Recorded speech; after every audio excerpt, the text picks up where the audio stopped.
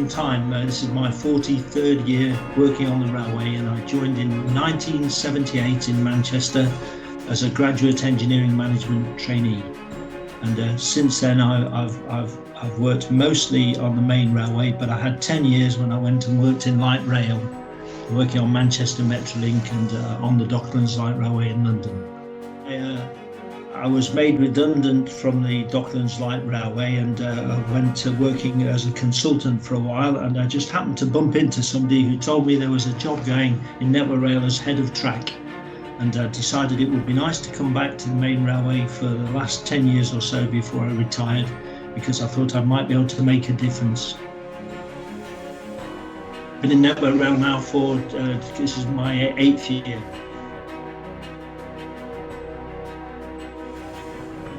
I've never felt that my career has been a challenge. I mean, of course, I've had tough days. I've had some really enjoyable days. But looking back on it all, I don't see anything about it except I've enjoyed it. It's the reason I'm still here, Sana, because although I'm 65 years old now, I don't feel ready to leave because I'm still enjoying it. In fact, it gets better as you get older.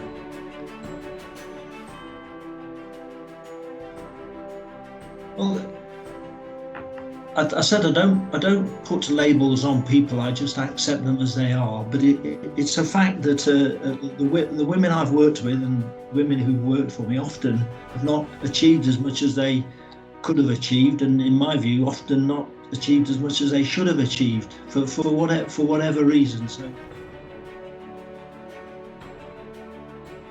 the ones I've met, I've tried to help. But usually I'm only helping them to be themselves. I'm not trying to teach them anything. I'm just trying to show them a way that they can maximise their own career and their own opportunity. And often all they've needed to get going is just a little bit of not even a push from me, just a bit of a help from me. So, sometimes it's been about. Well, the first thing that I'd probably to say is that the thing I've focused on most with women is about their personal development plans, because a PDP is the most important part of the performance review system in Network Rail, and often just getting them to think about where they would like to steer their career has unlocked things for them where I've been able to help. So sometimes it's been about upskilling and improving qualifications. Sometimes it's been about encouraging them towards professional membership of institutions. Sometimes I've helped people with secondments. Sometimes it's just been a question of talking to them and giving them, helping them realise that they can steer their own career. So it's been about a little bit about building confidence and also helping them to identify different opportunities. I used to go and talk on the WISE scheme, Women in Science and Engineering, which is now nearly 30 years ago. I think there were a lot more disadvantaged then, and nowadays we have talented and inspirational women working in high-profile roles in all companies, not just in Network Rail. But the ones I generally try and help aren't the ones who've already made it near the top. It's the ones who actually have a lot of opportunity if they only realised it. The ones who could do better than they're doing today if they had just a little bit of help. So, but they are, yes, of course, they're disadvantaged by not just by business, but by society and the things that have always been a problem, a challenge for women. Often, though, the thing that limits the ones I come across is something to do with themselves, how they think of themselves, which is, I've always thought is a shame. But so it's getting them to understand how they could and should take charge of their future career decisions themselves. It's not about money, often when I've met them, they thought it's a block on money or a block that the system has put in their way, but I can usually solve those.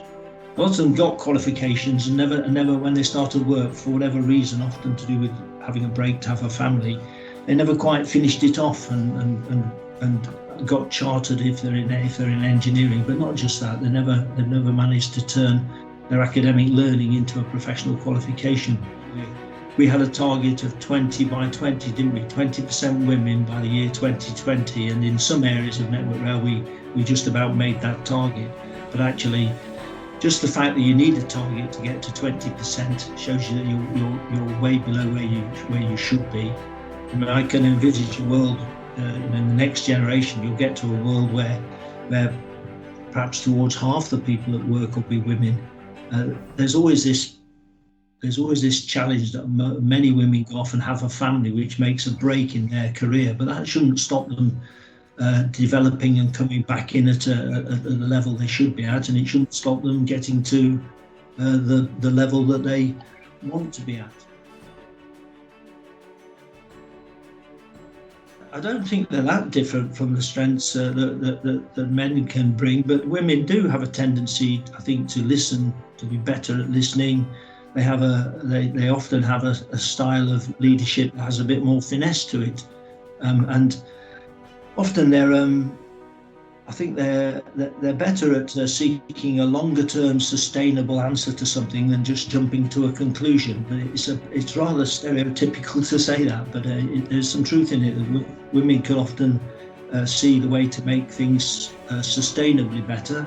And then in terms of young women, well, we know we've got a skill shortage in engineering in the railways anyway, and if we don't actually help the young women develop, then we're just wasting a huge pool of talent that we could use very, very easily.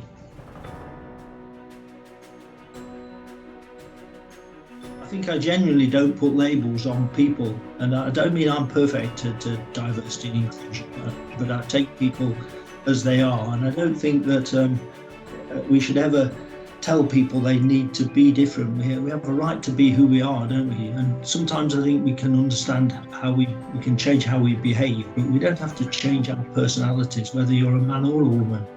You have to just understand how what you are can be used for the good in everybody, and not worry about the things that you're not so good at. I think there's a general need for an awareness of the opportunity that the women present for business as a whole, but I feel that's changing. Certainly in Network Rail, it's changing not just for women, but for everything to do with diversity and inclusion. So there's something about how do you change the climate and the culture, but then where I think I've added value in the past is by doing something practical to help them. And that's why personal development plans are so important, because I get them to think about what they want to do and where they want to go. And then once they do that, finding a bit of money to help them, or giving them an opportunity, getting some sort of a secondment, or getting someone to go and mentor them. Often we've used mentors from other industries, women who are doing well in other industries, and women's groups in engineering. Those things are quite easy once you identify what you want to do.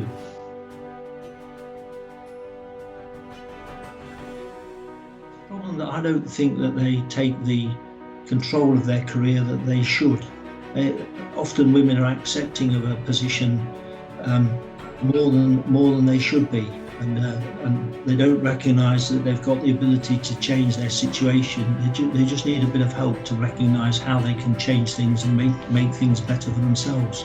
Because we all need to feel we're developing as we get older, and we're expanding our experiences, and we all need to have something that's interesting, don't we? The reason I've stayed in the railway so long is I'm still getting a buzz out of it, still enjoy it. If I didn't enjoy it, I wouldn't stay. And I really think women should be promoted, and they should promote themselves. They should challenge their position, and I honestly think I've tried to do that during all the time I've worked with developing women. They just need a bit of help to actually stand up and make themselves more visible, and upskill their training, and get involved in something besides the day-to-day of their job. We're looking outside and saying, where else can I add a bit of value? And women are naturally good at that. We do a lot of work in Network Rail with early engagement to try and make it so that young women don't turn away from science, technology, engineering and maths, in their early teens, because that's the problem. For some reason, they get turned away from it. And yet, if you could just spark their interest at that point in time, they might just decide to stay involved in technology, and so you get a stronger flow of people into technology subjects at university, because if they make a choice at a young age which actually blocks off the whole of that science, technology, engineering and maths career path. And I've had a number of women where we've had to upskill them and send them to, we've got one at the moment actually, she's doing a data scientist degree. And she was worried about the maths, because when she was young, she decided she couldn't do maths. And yet she's just sailed through the maths in her first year. It's just a question of giving them the confidence and the opportunity. When I was young, I think I was one of the first people when the scheme first started, and I can't remember exactly when it was, but it was the early 1980s. I went to Wales to work in Wales in about 87. Even before I went there, I can remember speaking at schools, and we used to take along a bridge building kit that I'd made at home in my garage, and we used to take along and get the women involved in how to plan and build a bridge, and think about what's the difference between a railway bridge and a road bridge, and it was always enjoyable. They always enjoyed it, and I used to go and speak on spoken on. When I was younger, in my 30s, I spoke at lots of conferences about the role of women and what I was doing with the women who worked for me. And I think we've come a long way since then. It's not where it needs to be, but I would like people to recognise that there's progress being made. And what I'm pleased about now is there are far more women making progress with this. When I was young, it was mostly men who were trying to do it. And now we have inspirational women leaders, and we do a lot with early engagement to make sure that the young women in schools see engineering as a suitable career and an interesting career. I think I've lost my confidence to talk to young women at school age a bit. I think they need somebody who's a bit closer to their age than me. But I still am as active in developing women through mentoring and on a one-to-one basis as I ever was. And in fact, I'll probably do more of that now, because when I was younger, I was more involved in doing it through schools and talking to classes. And now I don't do much of that. I don't do any of that actually in the last year. But I do mentor. I'm still mentoring four or five women in different ways. And so I want to keep doing that till I retire. Network Rail has got far more women in senior positions than it's ever had. But the trouble is, below the few women who've got to the top, they're still not doing nearly enough with the people who are working their way through. In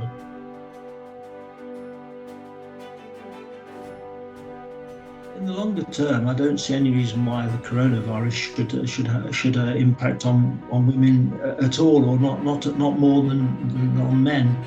But there's an immediate problem with it is women who are generally bearing the brunt of having to deal with homeschooling, which I think has been a real challenge for people. The fact that you're suddenly having to juggle homeschooling with often quite young children and trying to work as well, it's been really difficult. In my own department, we've just been very flexible about when people work and what times they work, and even a little bit on how much time they can put into work. So we try to balance the two, because I've seen it cause quite a lot of stress, more for women than men, I think. And then going forward, well, there's the impact that a number of families will have people who they used to have two incomes, and a number of families have lost one income already, even before the coronavirus has finished. People have lost employment, and so a number of families are struggling because they're having to manage with less money even now than they were, which is it must be a dreadful worry for people, because we all get used to living on a certain income, and if it's suddenly changed, you have to adjust, and that's not easy to do. And women often bear the challenge of that more than the men in the family, I feel. The day-to-day looking after the family. So I guess it will have a longer-term effect. There's some good as well, isn't there, coming out of it, because it might be going forwards, there's much more of an acceptance of the ability for people to work from home, which is quite a good thing. And I would not have understood how quickly something like Teams or Zoom, using modern media, is that the right word? Using modern systems would take off. We use Teams now just as a matter of course, and yet even 6 months ago, I think I first heard of Teams about 6 months, maybe 9 months ago now. It's been a huge success. So I see that as an opportunity for women, really, because they won't have to spend quite so much time commuting to work. They might be able to choose the hours they work more easily than they could before, more flexibility around when people work. So I see that there'll be some good come out of it as well.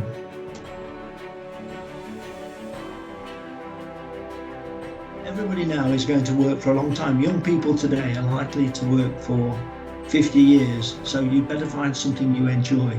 And engineering can be challenging. You can have days when it feels quite tough and you have to prioritize things, but overall it's been hugely enjoyable for me, and I would hope that young women would see it as a career where they could really add value and enjoy it.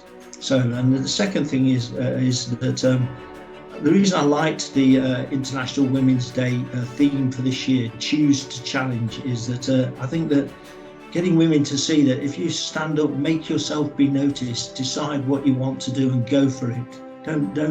Don't sit and accept your situation if you're not happy with it for whatever reason. If you think you should be higher up, or you think you should be working somewhere else, or you think you should have the opportunity to go and improve your qualifications, then make it known.